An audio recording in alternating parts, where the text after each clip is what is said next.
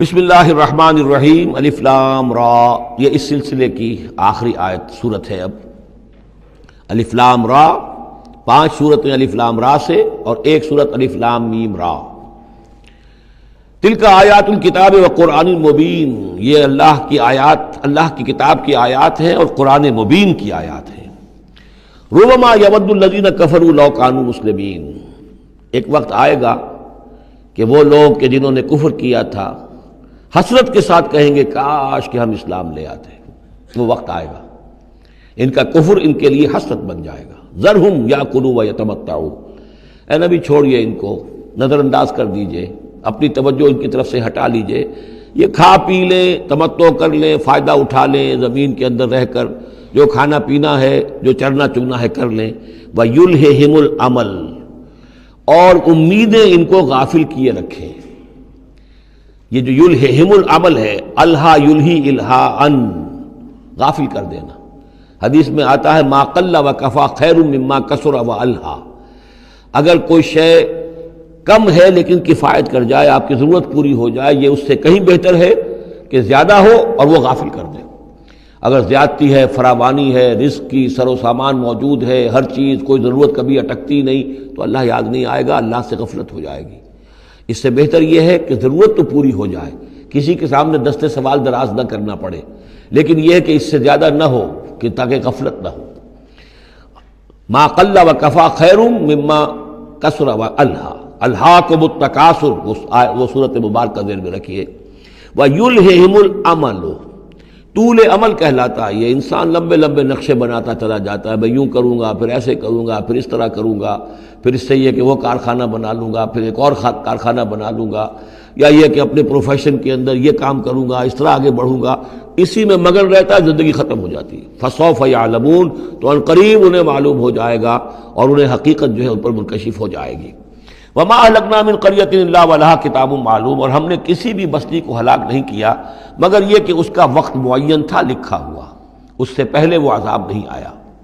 مَا تَسْبِقُ مِنْ أُمَّةٍ أَجَلَهَا وَمَا يَسْتَأْخِرُونَ، اور جب وہ وقت آ جاتا تھا تو نہ کوئی امت وہ اس سے پہلے آگے بڑھ سکتی تھی اور نہ وہ پیچھے کر سکتے تھے۔ وہ وقت تو معین ہے اللہ کا، تو نہ وہ پیچھے کر سکتے ہیں نہ امت آگے بڑھ سکتی ہے۔ وَقَالُوا يَا أَيُّهَا الَّذِي نُزِّلَ عَلَيْهِ الذِّكْرُ إِنَّكَ لَمَجْنُونَ، اور بڑی ڈھٹائی کے ساتھ انہوں نے کہا، اے وہ شخص جس کا یہ گمان ہے کہ اس پر ذکر نازل ہوا ہے۔ یہ ترجمہ میں کر رہا ہوں، ورنہ لفظی ترجمہ کیا ہوگا؟ اے وہ شخص جس پر ذکر نازل کیا گیا ہے، انک لمجنون، ہمارے نزدیک تو تم مجنون ہو، تمہارا دماغ خراب ہو گیا ہے، تم پر جن کا اسیب کا سایہ آ گیا ہے، یا تمہارا دماغی توازن صحیح نہیں رہا۔ لہذا بامحاورہ ترجمہ ہوگا، اے وہ شخص، قالوا یا ایھا الذی، اے وہ شخص جو یہ سمجھتا ہے، جس کو یہ زوم ہے، جس کا گمان ہے، نزل علیہ الذکر، کہ اس پر اللہ کی طرف سے الذکر نازل ہوا ہے، یاد دہانی نازل ہوئی ہے، انک لمجنون، ہمارے نزدیک تو تم دیوانے ہو گئے ہو۔ معاذ اللہ ثم معاذ اللہ، لو ما تاتینا بالملائکۃ ان کنت من الصادقین، کیوں نہیں لے آتے فرشتوں کی فوج ہمارے سامنے اگر تم سچے ہو۔ ما ننزل الملائکۃ الا بالحق، اور اللہ تعالیٰ کی طرف سے جواب آ رہا ہے، ہم نہیں اتارا کرتے فرشتوں کو مگر حق کے ساتھ۔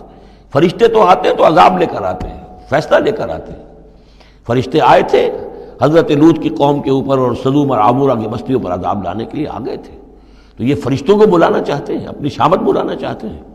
ما ننزل الملائکۃ الا بالحق، وہ تو آتے ہیں تو آخری فیصلے کے لیے آتے ہیں۔ وما کانوا اذا منذرین، اور پھر انہیں کوئی اور پھر مہلت نہیں دی جاتی۔ انا نحن نزلنا الذکر وانا لہ لحافظون، یقیناً ہم ہی نے یہ ذکر نازل کیا ہے اور ہم ہی اس کے محافظ ہیں، ہم اس کی حفاظت کریں گے۔ یہ آیت مبارکہ بہت اہم ہے، جیسا کہ اس سے پہلے بھی عرض ہو چکا ہے کہ قرآن کی محفوظیت کے معاملے میں کہ اللہ تعالیٰ نے اس کی حفاظت کا ذمہ خود لیا ہے۔ جہاں تک تو تعلق ہے انا نحن نزلنا الذکر کا، تو یہ چیز تو اپلیکیبل ہے تورات کو بھی اور انجیل کو بھی۔ تورات بھی اللہ نے نازل کی، ہم پڑھ چکے سورہ مائدہ میں، انا انزلنا التوراۃ فیہا ھدی ونور، فیہا ھدی ونور۔ انجیل نازل کی ہم نے، اس میں بھی ہدایت بھی تھی، نور بھی تھا۔ لیکن دوسرا ٹکڑا انا لہ لحافظون، ہم ہی ہیں اس کی حفاظت کرنے والے، یہ صرف ایکسکلوسیو ہے معاملہ قرآن کا۔ اس کے سوا کسی اور صحیفہ آسمانی اور کسی کتاب سماوی کو اللہ تعالیٰ نے ضمانت نہیں دی۔ اور اس کی وجہ یہی ہے کہ اصل ہدایت نامہ جو ابدی ہے، جو کامل ہے، وہ ابھی آنے والا ہے۔ لہذا یہ سابقہ ایڈیشنز جو ہیں، نامکمل ایڈیشنز ہیں، یہ تو یوں سمجھیے کہ انٹرم پیریڈ کے لیے کچھ انسٹرکشنز تھی جو دے دی گئیں، ان کو مستقل طور پر محفوظ رکھنے کی کوئی ضرورت نہیں تھی۔ یہ ختم نبوت پر ایک بہت بڑی دلیل ہے کہ کسی بھی قادیانی سے اگر بات کی جائے تو اگر اس سے یہ کہا جائے کہ آیا تمہارے نزدیک قرآن میں ہدایت کامل ہوئی یا نہیں، تو جواب دے گا ہدایت تو کامل ہو گئی۔ نمبر 2، کیا تمہارے نزدیک قرآن محفوظ ہے یا نہیں؟ اگر وہ محفوظ بھی ہے تو پھر کسی اور وحی کی ضرورت کیا ہے؟ اللہ تعالیٰ کوئی کام عبث تو نہیں کرتا، ضرورت کے بغیر نہیں کرتا، کسی مقصد کے بغیر نہیں کرتا۔ یا تو یہ کہیں کہ ابھی ہدایت کامل نہیں ہوئی تھی، وہی جاری رہنی چاہیے، اس کا جواز ہو جائے گا، یا کہیں کہ کامل تو ہو گئی تھی قرآن میں لیکن وہ تو ضائع ہو گئی، محفوظ نہیں رہی، تب بھی وحی کی کھڑکی جو ہے اس کے کھلے رہنے کا جواز پیدا ہوگا۔ لیکن اگر کوئی شخص ان دونوں باتوں کو نہ مانے بلکہ اعتراف کر لے کہ ہدایت قرآن میں کامل ہو گئی اور یہ کہ وہ محفوظ بھی ہے، تو پھر اجرائے وحی، یہ تھا اصل میں جو فتنہ اٹھایا ہے غلام احمد قادیانی نے، کہ وحی تو ایک نعمت تھی، کیسے بند ہو سکتی ہے، وحی کا سلسلہ جاری رہے گا۔ لیکن اس کو لے کر اس نے جو ہے پھر آگے اپنی نبوت کا دعویٰ کیا۔ لیکن اجرائے وحی کے لیے ضرورت عقلی جو ہے وہ دو شکلوں کے سوا ثابت نہیں ہو سکتی، یا ہدایت کامل نہیں ہوئی ہوتی جیسے کہ ابھی تورات میں نہیں ہوئی تھی، انجیل میں نہیں ہوئی تھی، قرآن میں آ کر کامل ہو گئی، یا کامل ہو کر اور وہ گم ہو گئی ہو، اس میں کوئی ترمیم و تنسیخ ہو گئی ہو جو کہ پھر وحی کے ذریعے سے اس کی تصحیح ہو سکے۔ اور دونوں باتیں اگر کوئی نہیں مانتا تو کوئی عقلی دلیل جو ہے وحی کے جاری رہنے کے لیے موجود نہیں۔ وَلَقَدْ أَرْسَلْنَا مِن قَبْلِكَ فِي شِيَعِ الْأَوَّلِينَ، اور اے نبی ہم نے آپ سے پہلے بھی رسول بھیجے تھے اگلی جماعتوں میں، اگلی قوموں میں۔ یہ شیعہ اس علیحدہ ہو جانے والے، کیونکہ قومیں بڑھتی چلی گئی نسلوں کے اندر۔ حضرت نوح علیہ السلام کی قوم تقسیم ہو گئی، ان کے 3 بیٹوں سے نسلیں بنتی چلی گئیں، تو یہ گویا کہ شائع ہونا، علیحدہ ہونا، پھیل جانا، پھیلتی چلی گئیں۔ وما یاتیہم من رسول اللہ کانوا بہ یستہزئون، اور نہیں آیا ان کے پاس کوئی بھی رسول، جب بھی کبھی آیا مگر وہ استہزاء کرتے رہے، تمسخر کرتے رہے۔ کذالک نسلکہ فی قلوب المجرمین، اسی طریقے سے ہم اس کو چبھو دیتے تھے مجرموں کے دلوں کے اندر۔ مجرموں کے دلوں میں جا کر وہ چبھ جاتی تھی، وہ سمجھ لیتے تھے کہ حق ہے، لیکن چونکہ ان کے مفادات پر زد پڑتی تھی تو وہ استہزاء کرتے تھے۔ لا یؤمنون بہ، وہ ایمان نہیں لائیں گے اس پر۔ وقد خلت سنت الاولین، اور اے نبی یہ پہلوں کی بھی یہ سنت گزر چکی ہے، یہی طریقہ ہمیشہ رہا ہے، جیسے آج آپ آئے ہیں یا ذکر آپ پر نازل کیا گیا ہے، ایسے ہی ہم رسولوں کو بھیجتے رہے، کتابیں ان پر نازل ہوئیں، لیکن یہ کہ انہوں نے مان کر نہیں دیا۔ وَلَوْ فَتَحْنَا عَلَيْهِمْ بَابًا مِّنَ السَّمَاءِ فَظَلُّوا فِيهِ يَعْرُجُونَ، اور اگر ہم نے ان پر آسمان کا کوئی دروازہ کھول بھی دیا ہوتا اور وہ اس میں چڑھنے لگتے، تب بھی وہ یہ کہتے لَقَالُوا إِنَّمَا سُكِّرَتْ أَبْصَارُنَا، کہ ہماری تو نگاہوں پر کچھ جادو کر دیا گیا، شکر کر دیا گیا، نظر بندی کر دی گئی تھی۔ بل نحن قوم مسحورون، حقیقت میں تو ہم جادو کی زد میں آ گئے تھے۔ اعوذ باللہ من الشیطان الرجیم، بسم اللہ الرحمن الرحیم۔ وَلَقَدْ جَعَلْنَا فِي السَّمَاءِ بُرُوجًا وَزَيَّنَّاهَا لِلنَّاظِرِينَ وَحَفِظْنَاهَا مِنْ كُلِّ شَيْطَانٍ رَجِيمٍ إِلَّا مَنِ اسْتَرَقَ السَّمْعَ فَأَتْبَعَهُ شِهَابٌ مُّبِينٌ۔ صدق اللہ العظیم۔ رب اشرح لي صدری ویسر لي امری واحلل عقدۃ من لسانی یفقہوا قولی۔ اللہم ربنا الہمنا رشدنا واعذنا من شرور انفسنا۔ اللہم ارنا الحق حقا وارزقنا اتباعہ وارنا الباطل باطلا وارزقنا اجتنابہ۔ اللہم ربنا آنس وحشتنا فی قبورنا وارحمنا بالقرآن العظیم۔ اللہم اجعلہ لنا اماما ونورا وہدا ورحمہ۔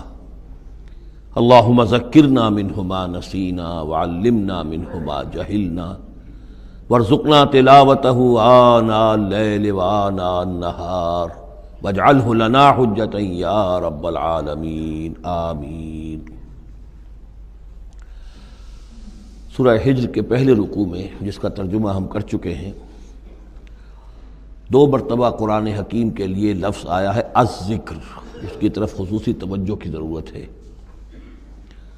ایک تو یہ کہ خود اللہ تعالیٰ نے فرمایا انا نحن نزلنا الذکر وانا لہ لحافظون، ہم نے ہی یہ ذکر یہ قرآن نازل کیا ہے اور ہم ہی اس کے محافظ ہیں۔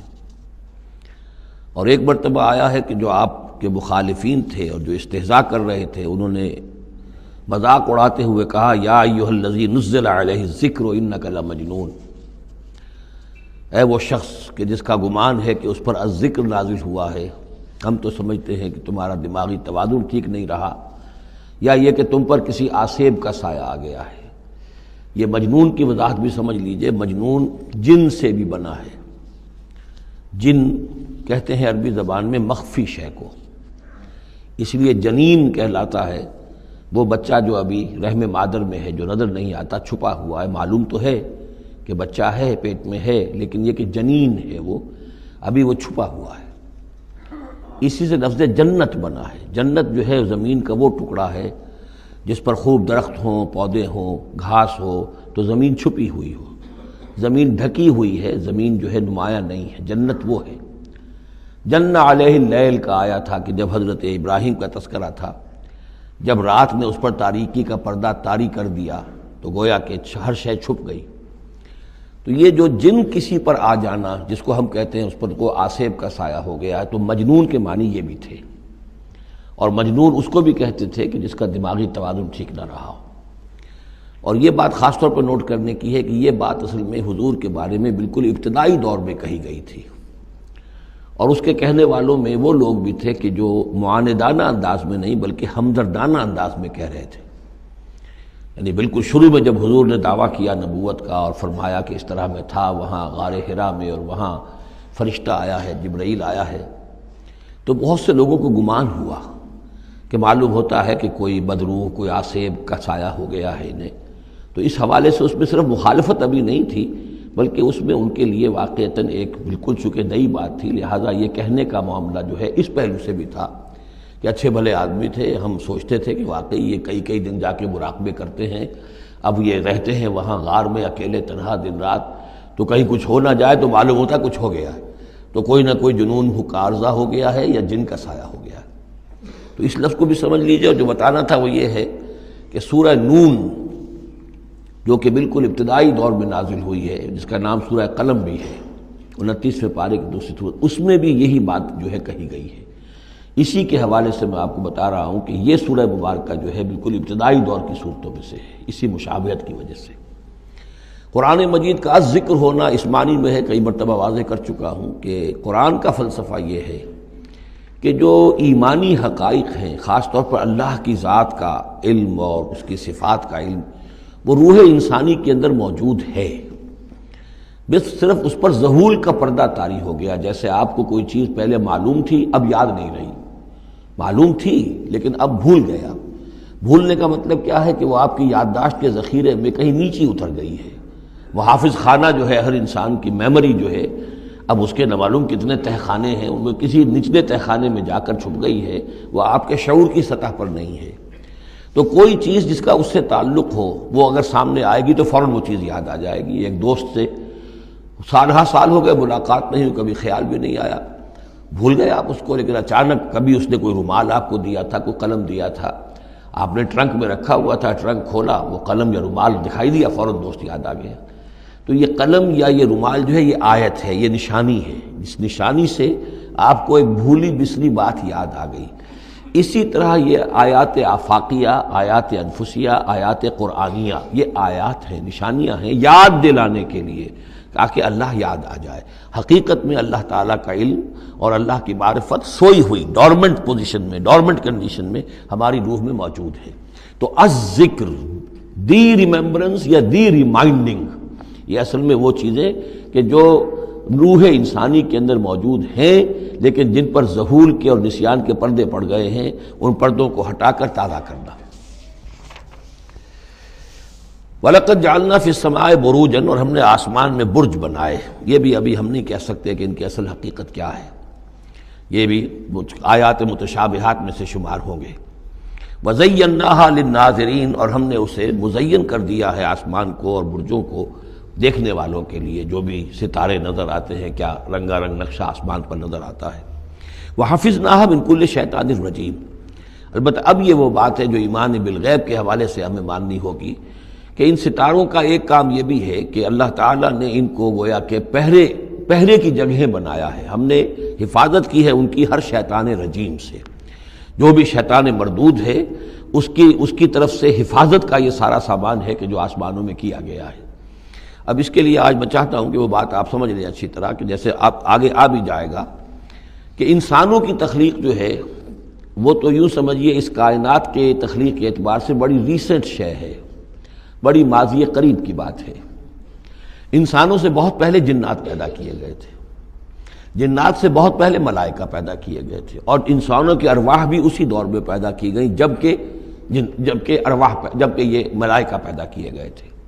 تو جتنی مخلوقات کو ہم جانتے ہیں، بہت سی مخلوقات اب بھی ایسی ہوگی کہ جس کا ہمیں کوئی شعور نہیں، ادراک نہیں، ہم جانتے ہی نہیں.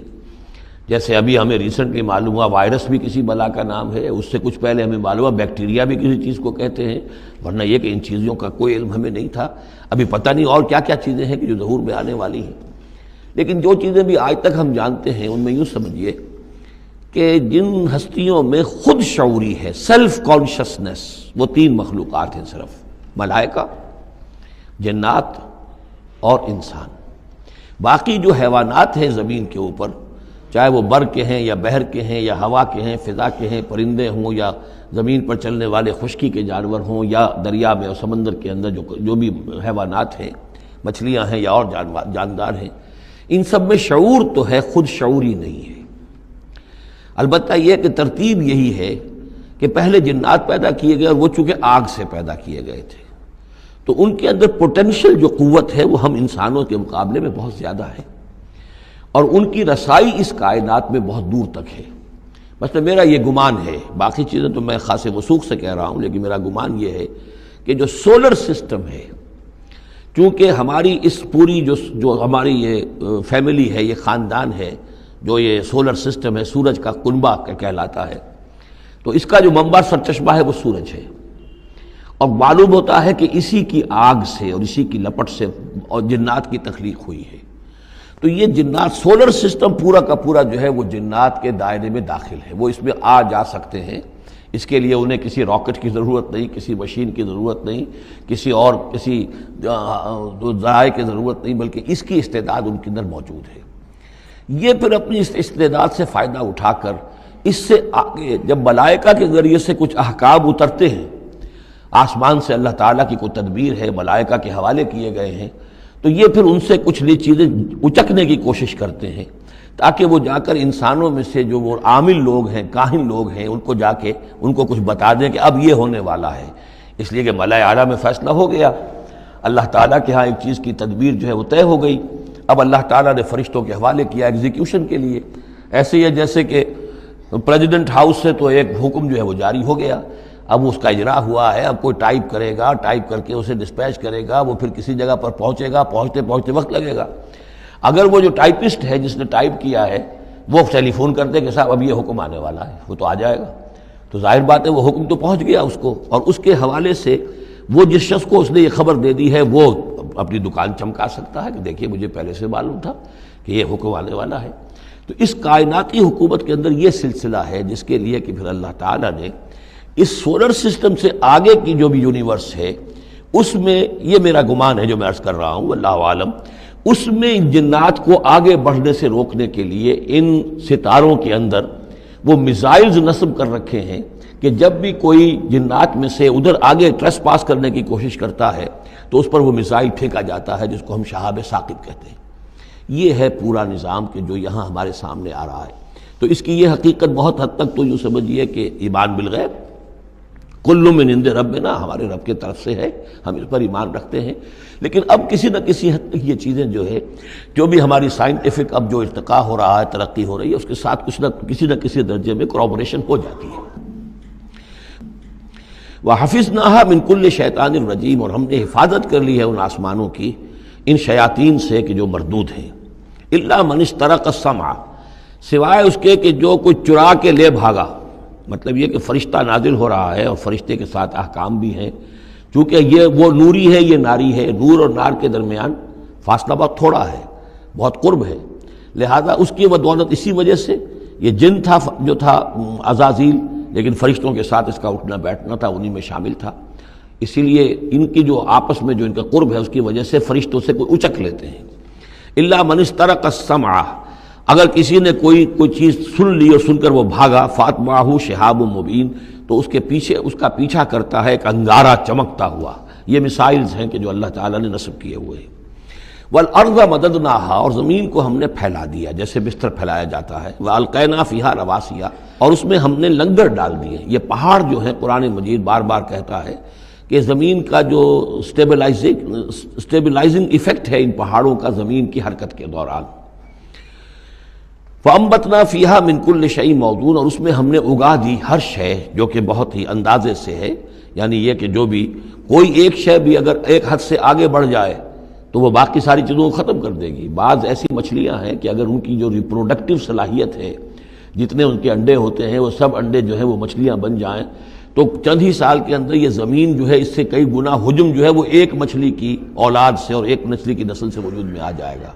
تو ایک کنٹرول کیا ہوا اللہ نے ہر شے کے اوپر. تمام چیزیں جو ہیں وہ ایک اندازے کے مطابق، ایک وزن کے ساتھ، ایک اندازے کے ساتھ اس دنیا میں چل رہی ہیں. من کل شیء موزون، ہر چیز جو ہے وہ ایک اندازے اور وزن کے مطابق ہے. وجعلنا لکم فیہا معاش، اور ہم نے اس میں تمہارے لیے طرح طرح کے معاش کے سلسلے پیدا کر دیے. ومن لستم لہ برازقین، اور ہم تو ان کو بھی روزی کا سامان دیتے ہیں جن کو تم رزق نہیں دیتے. ایک تو یہ ہے کہ تمہارے پاس گھوڑا بندھا ہوا ہے، تمہیں فکر رہتی ہے چارہ اس کو دینا ہے، کچھ نہ کچھ دانہ ڈالنا ہے، لیکن کتنی مخلوقات ہماری ہے کہ تم نہیں ہو اس کو رزق دینے والے، ہم رزق پہنچا رہے ہیں. وَإِن مِّن شَيْءٍ إِلَّا عِندَنَا خَزَائِنُهُ، اور نہیں ہے کوئی شے مگر یہ کہ ہمارے پاس تو اس کے خزائن ہیں. لا متناہی، ہماری ریسورسز جو ہیں وہ یہ کہ لمیٹڈ نہیں ہے. لیکن وَمَا نُنَزِّلُهُ إِلَّا بِقَدَرٍ مَعْلُومٍ، ہم نہیں نازل کرتے اس میں سے مگر ایک اندازے کے مطابق جو طے شدہ ہے. یعنی یہ کہ سٹور تو بہت بڑا ہے، لیکن یہ کہ سٹور سے جو ایشو ہوتا ہے اللہ تعالیٰ کے ہاں ہر چیز کا، تو اس کا ایشو ہونا جو ہے وہ اندازے کے مطابق ہے، ایک حساب کتاب کے ساتھ ہے، ورنہ جیسا کہ میں نے کہا کیوس ہو جائے. وَأَرْسَلْنَا الرِّيَاحَ لَوَاقِحَ، اور ہم نے بھیج دی ہوائیں، ہم بھیج دیتے ہیں ہوائیں جو بوجھل ہوتی ہیں یا بوجھل کرنے والی ہوتی ہیں. لواقحہ کا مفہوم پہلے تو یہ سمجھا جاتا تھا کہ چونکہ وہ بادلوں کو لے کر آتی ہیں اس اعتبار سے، لیکن اب ادھر ایک اشارہ ہو رہا ہے جدید سائنس کے حوالے سے کہ پولن گرینز جو ہیں وہ بھی ہواؤں کے ذریعے سے آتے ہیں، اور وہ پھر آ کر پھولوں کو جب وہ وہاں فرٹیلائزیشن ہوتی ہے تو اس سے پھر وہ فصل بنتی ہے. تو ہوائیں جو ہیں وہ گویا کہ بار آور کرتی ہیں، اور اس طریقے سے یہ نباتاتی نظام چل رہا ہے. فَأَنزَلْنَا مِنَ السَّمَاءِ مَاءً، پھر ہم نے اتار دیا آسمان سے پانی. فَاسْقَيْنَاكُمُوهُ، پھر ہم نے وہ پانی تمہیں پلایا، تمہارے پینے کے لیے بندوبست کیا. وَمَا أَنْتُمْ لَهُ بِخَازِنِينَ، اور دیکھو تم اس کا سٹور نہیں کر سکتے، اس کا خزانہ نہیں بنا سکتے. کہاں کس طرح بناؤ گے خزانہ؟ واقعہ یہ ہے کہ یہ جو واٹر سائیکل ہے اس دنیا میں، یہ بھی اللہ تعالیٰ کے عظیم، یعنی سمجھیے کہ کرشموں میں سے اور اللہ کے معجزات میں سے بہت بڑا معجزہ ہے کہ یہ جو ہمارے پہاڑوں کے اوپر اتنے بڑے بڑے گلیشیئرز ہیں، یہ کیا ہے؟ یہ واٹر سٹوریج ہے، ٹینکس ہے.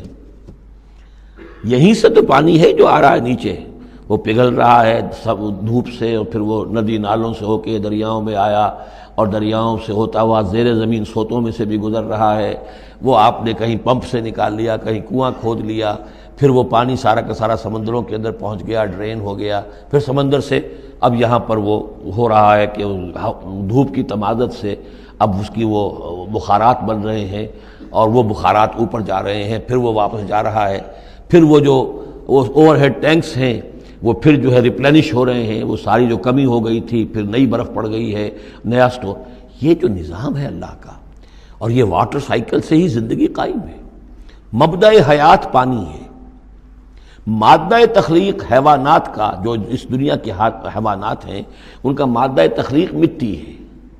مادہ تخلیق جنات کا آگ ہے. مادہ تخلیق انسانی ارواح اور ملائکہ کا نور ہے. لیکن مبدأ حیات جو ہے، حیات انسانی جو ہے یہاں پر، یا حیات حیوانی جو زمین کی ہے، اس پلینٹ کے اوپر جو زندگی ہے، اس کا مبدأ پانی ہے، اس حیات کا. تو اب یہ پانی کا سائیکل ہے جو چل رہا ہے. وما انتم لہو بخازنین، تم اس پانی کا کتنا خزانہ کر سکتے ہو، کتنا سٹور کر سکتے ہو، کس طرح کا نظام چلا سکتے ہو، کتنے بڑے پیمانے پر یہ واٹر سائیکل جو ہے اللہ تعالیٰ نے اس دنیا کے اندر چلایا ہوا ہے. وَإِنَّا لَنَحْنُ نُحْيِي وَنُمِيتُ، اور یہ یقیناً ہم ہی ہیں جو باقی بھی رکھتے ہیں اور موت بھی وارد کرتے ہیں، زندہ بھی رکھتے ہیں اور موت بھی وارد کرتے ہیں، وَنَحْنُ الْوَارِثُونَ، اور پھر ہم ہی وارث ہوں گے۔ ہر شے ختم ہو جائے گی، کسی کی کوئی ملکیت نہیں رہے گی، ساری کی ساری چیزیں پھر ہماری ہی کائنات ہے، ہماری ہی ملکیت ہے۔ وَلَقَدْ عَلِمْنَا الْمُسْتَقْدِمِينَ مِنْكُمْ وَلَقَدْ عَلِمْنَا الْمُسْتَأْخِرِينَ، ہمارے علم میں سے ہے کون لوگ تم میں سے آگے بڑھیں گے۔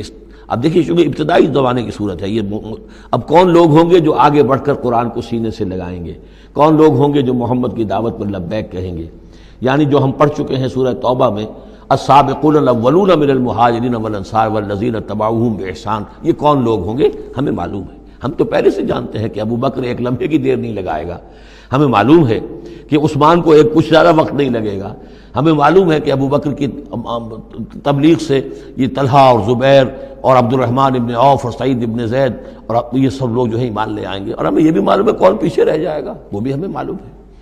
وَلَقَدْ عَلِمْنَا الْمُسْتَقْدِمِينَ مِنْكُمْ وَلَقَدْ عَلِمْنَا الْمُسْتَأْخِرِينَ وَإِنَّ رَبَّكَ هُوَ يَحْشُرُهُمْ، اور پھر آپ کا رب ان سب کو جمع کرے گا۔ إِنَّهُ حَكِيمٌ عَلِيمٌ، یقیناً وہ کمال حکمت والا اور علم رکھنے